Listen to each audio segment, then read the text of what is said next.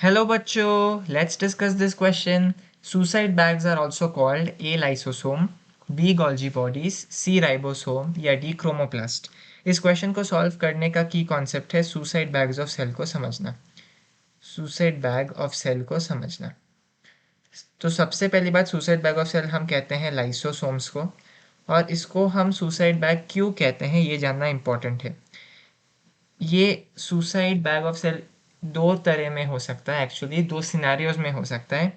एक तो sudden external cause की वजह से हो सकता है, और दूसरा नेचुरल सेल एजिंग के दौरान हो सकता है. नेचुरल सेल एजिंग के दौरान भी ये हो सकता है. तो आपको पता है कि जो लाइसोसोम्स है इनमें 40 से भी ज़्यादा तरह के हाइड्रोलाइटिक एंजाइम्स होते हैं जो कि बहुत ही पावरफुल होते हैं, और ये hydrolytic enzymes most biological polymers को तोड़ने के काबिल होता है. मोस्ट बायोलॉजिकल पॉलीमर्स को ये तोड़ सकता है. ये मोस्ट बायोलॉजिकल पॉलीमर्स को ये तोड़ सकता है.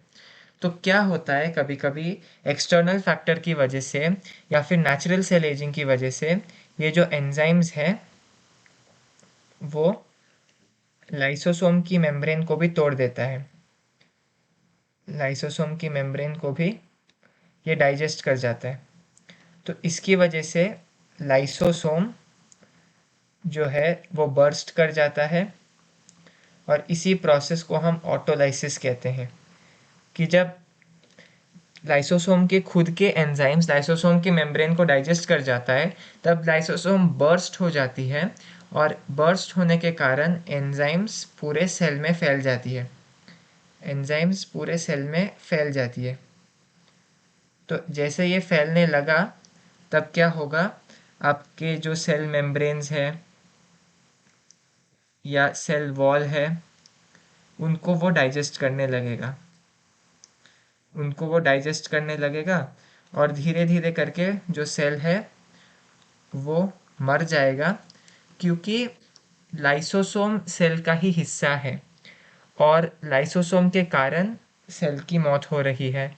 तो ये सुसाइड के जैसा दिखता है.